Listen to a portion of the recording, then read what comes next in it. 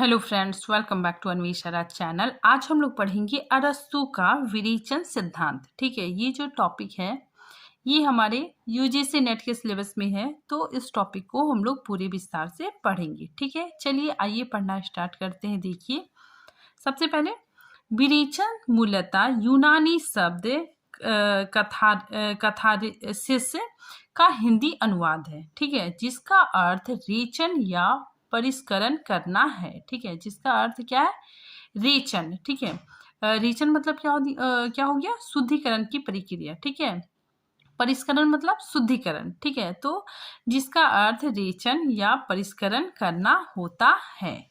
ठीक है, फिर आगे देखिए विरेचन का अर्थ। ठीक है, विरेचन का अर्थ है शुद्ध करना, परिशोधन करना, ठीक है, निष्कासन करना या फिर मल त्याग आदि है।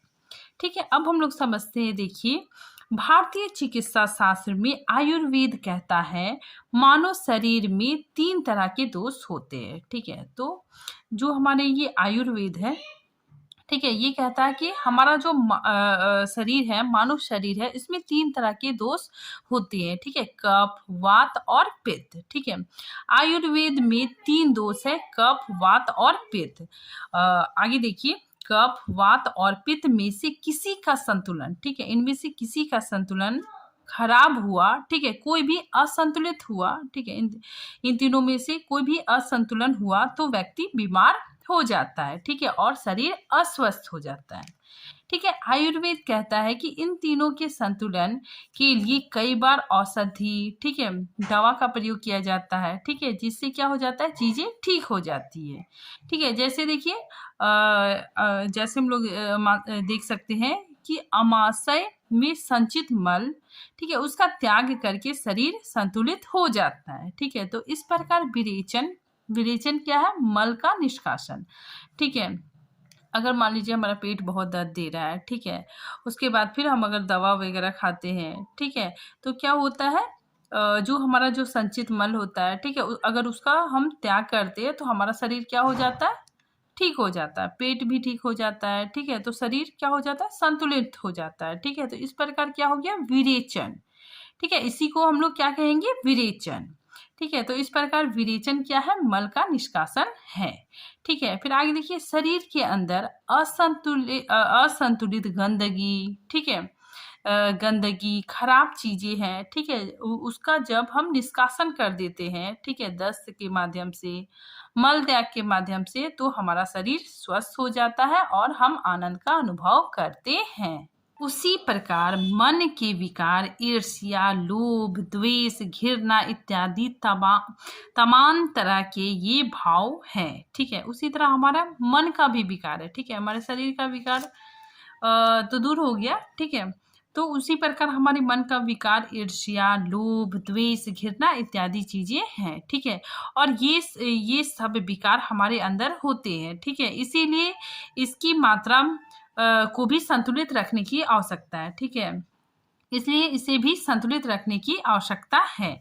मानसिक मल का त्याग करके मन को स्वस्थ रखने की आवश्यकता होती है। ठीक है, तो हमारे मन में भी मानसिक मल हो जाता है। ठीक है, अगर हम उसका त्याग करते हैं तो हमारा मस्तिष्क स्वस्थ हो जाता है। ठीक है, आगे देखिए, चिकित्सा शास्त्र में शरीर का शुद्धिकरण किया जाता है। ठीक है, देखिए यहाँ जो विरेचन शब्द है वो चिकित्सा शास्त्र से लिया गया है। ठीक है, तो उसी से लिया गया है।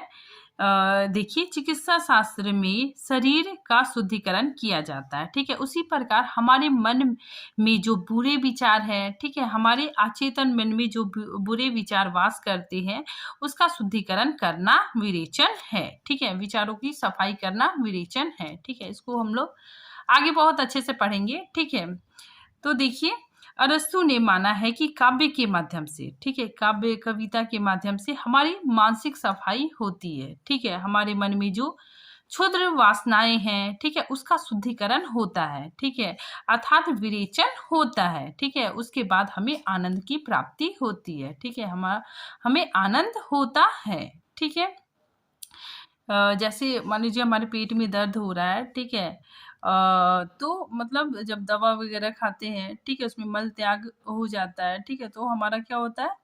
शरीर स्वस्थ हो जाता है, हमें आनंद की अनुभूति होती है, ठीक है। उसी तरह हमारा जो मन है, ठीक है, उसमें क्षुद्र वासनाएं रहती है, ठीक है। अगर उसका शुद्धिकरण हुआ, ठीक है, विरेचन हुआ, तो भी हमें आनंद की प्राप्ति होती है, ठीक है। आगे देखिए, वैद पुत्र अरस्तु, ठीक है। अरस्तु के जो पिता थे, ठीक है, वो वैद थे, ठीक है। तो इसीलिए यहाँ पे लिखा गया वैद पुत्र अरस्तु ने यह शब्द वैद शास्त्र से लेकर काव्य शास्त्र में उसका लाक्षणिक प्रयोग किया है, ठीक है।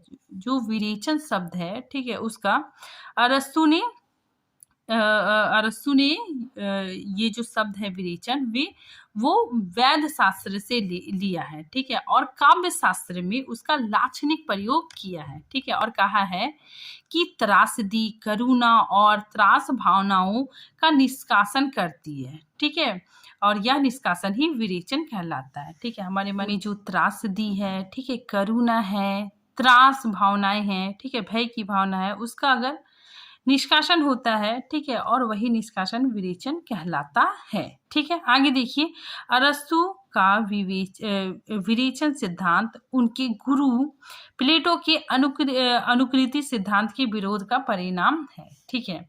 तो हम लोग जानते हैं कि अरस्तु के गुरु प्लेटो थे, ठीक है।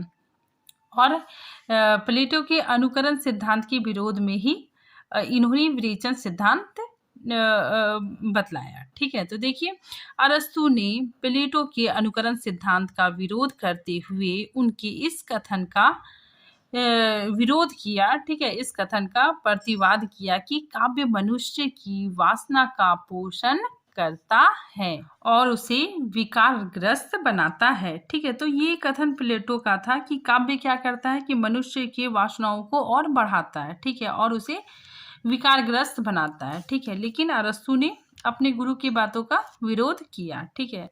और उन्होंने क्या कहा, देखिए, अरस्तु के गुरु प्लेटो ने, यहाँ पे प्लेटो जी के बारे में ही बात हो रहा है, ठीक है। तो अरस्तु के गुरु प्लेटो ने घोषणा किया कि आदर्श राज्य के आदर्श नागरिकों से यह आशा की जाती है कि वह क्षुद्र वासनाओं का दमन करे, ठीक है, और उनका निराकरण करे, ठीक है। तो प्लेटो कहते हैं कि मनुष्य को जो क्षुद्र वासनाएं हैं, ठीक है, उसका दमन करना चाहिए, ठीक है।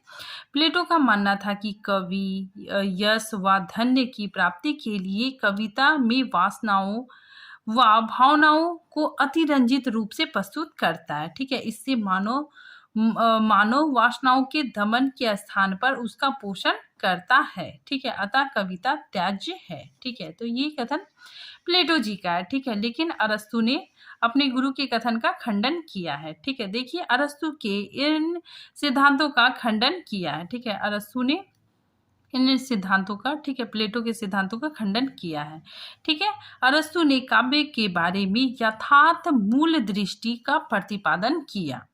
अरस्तु कहते हैं कि कविता त्याज्य नहीं है, ठीक है, ये समाज के लिए आवश्यक है और अनिवार्य मानते हैं, ठीक है। ये मानते हैं कि कविता हमारे भीतर क्षुद्र वासनाओं का के दमन के स्थान पर उसका शुद्धिकरण करती है, ठीक है। तो कविताएं क्या करती है, कविता हमारे भीतर क्षुद्र वासनाओं के दमन के स्थान पर उसका शुद्धिकरण करती है, ठीक है। आगे देखिए, अरस्तु के अनुसार वासनाएं मानव जीवन का अस्थायी व अनिवार्य तत्व है, ठीक है। तो अरस्तु का मानना है कि जो मनुष्य के अंदर वासनाएं होती है, ठीक है, जो बुरे विचार होते हैं, वो अनिवार्य अंग है, ठीक है, स्वाभाविक है। भय, करुणा, त्रास आदि हीन भावनाएं हमारे अंदर रहती है, ठीक है। तो हमारे अंदर भय, करुणा, त्रास आदि हीन भावनाएं हमारे अंदर उसी प्रकार रहती है जैसे साहस, वीरता, प्रेम आदि उच्च भावनाएं रहती है, ठीक है। इन भावनाओं का दमन कर मन को शांति प्राप्त नहीं होती, ठीक है। अगर हम भय, करुणा, ये सब भावनाओं को दमन करेंगे तो मन को शांति प्राप्त नहीं होगी, ठीक है, बल्कि उन्हें जगाकर उनका विरेचन करके ही मन को शांति प्राप्त होती है। आगे देखिए, अरस्तु का विचार था कि वासनाएं मानव जीवन का स्वाभाविक गुण है, ठीक है।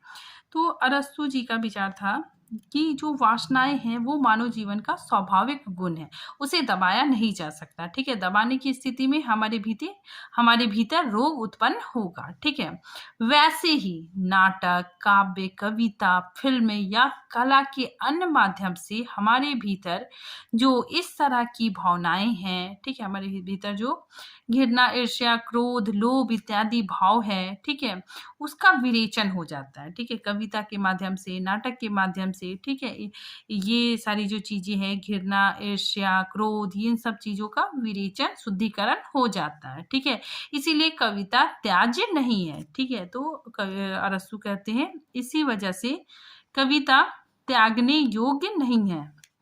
ठीक है, आगे देखिए, नाटक देखते हुए दर्शक जो तमाम तरह के दृश्य देखता है, उन दृश्यों में उसकी भावनाओं का परिष्कार होता है। ठीक है, तो उस दृश्यों को देखकर दर्शक की भावनाओं का परिष्कार होता है। ठीक है, उसकी जो भावनाओं का शुद्धिकरण होता है, उसका विरेचन होता है।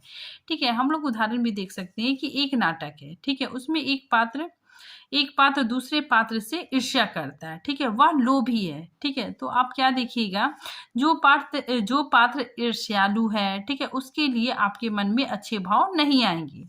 ठीक है, लेकिन जो पॉजिटिव चरित्र वाला पात्र है, ठीक है, उसके लिए आपके मन में अच्छे भाव होंगे। ठीक है, नाटक में जो पात्र दूसरों के साथ गलत करता है, ठीक है, उसके प्रति हमारे मन में गुस्सा या नफरत का भाव थोड़ी देर के लिए ही सही होता है। ठीक है, और वही क्या है, विरेचन है।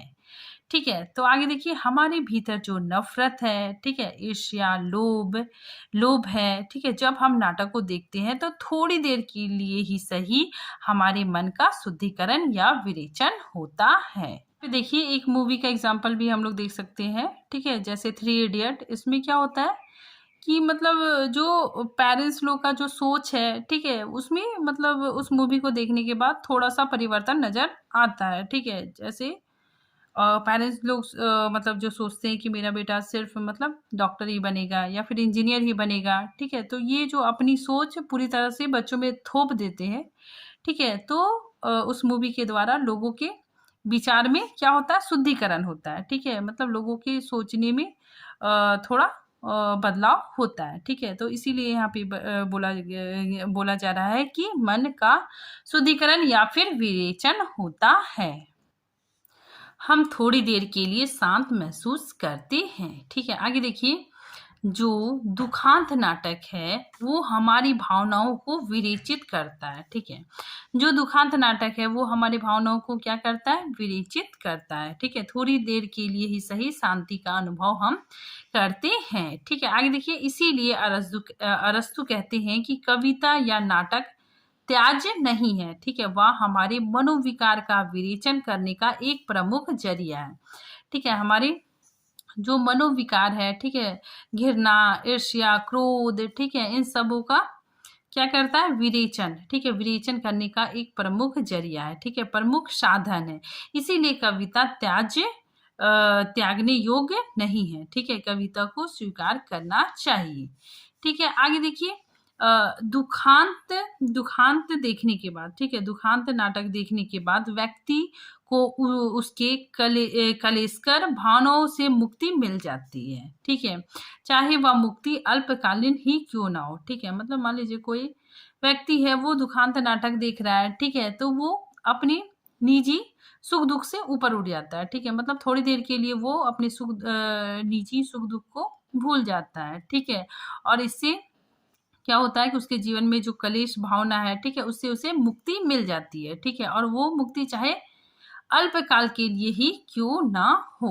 यहाँ पे देखिए, अरस्तु का विरेचन सिद्धांत क्या है। ठीक है, वो क्या कहना चाह रहे हैं कि अगर हम मान लीजिए कोई नाटक देखते हैं, ठीक है, कोई फिल्म देखते हैं, ठीक है, दुखांत नाटक देखते हैं, तो उसमें क्या होता है, जो नायक है, ठीक है, उसे अगर पीड़ा होता है, दर्द होता है, ठीक है, तो उसका दर्द मतलब दर्शक को भी अपना दर्द की जैसा लगने लगता है। ठीक है, और जो दर्शक होता है अपने निजी सुख दुख को भूल जाता है। ठीक है, और मतलब जो नायक है, ठीक है, उसके सुख दुख को अपना सुख दुख समझने लगता है। ठीक है, और उसका जो दर्द है, ठीक है, उस चीज को देख के उसकी आंखों में पानी आ जाता है। ठीक है, और वो अपनी अपने निजी सुख दुख को भूल जाता है, ठीक है। और इस वजह से वो क्या हो जाता है कि उसका जो मन है, ठीक है, दर्शक का मन क्या हो जाता है, शुद्धिकरण हो जाता है, ठीक है, उसका विरेचन हो जाता है, ठीक है। उसके बाद फिर थोड़ी देर के लिए ही सही, अल्पकाल के लिए सही ही उसे मुक्ति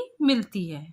अल्पकाल के लिए ही उसे उसके जो दूषित मनोविकार है, ठीक है, उससे मुक्ति मिलती है, ठीक है। और वो फिर से क्या हो जाता है, ऊर्जावान हो जाता है, ठीक है। फिर से वैसे ही उसे अपना जो ऊर्जा है, ठीक है, उसे फिर वापस मिल जाता है, ठीक है। और उसका जो मस्तिष्क है वो बिल्कुल संतुलित हो जाता है, अच्छा हो जाता है, ठीक है। और उसे मतलब सोचने समझने की शक्ति मिल जाती है, ठीक है। और वो फिर से सकारात्मक हो जाता है और वो अपने जीवन में हर समस्याओं का समाधान बहुत आसानी से निकाल लेता है। इस तरह हमारे मन का विरेचन होता है, ठीक है। तो इसी चीज को अरस्तु कहना चाह रहे हैं, ठीक है। आगे देखिए, अरस्तु के प्रवर्तित सिद्धांतों ने 3 प्रकार के विरेचन की व्याख्या की है, ठीक है। तो अरस्तु के परवर्ती जो विद्वान हैं, ठीक है, उन्होंने 3 प्रकार के विरेचन की व्याख्या की है, ठीक है। धर्म परक व्याख्या,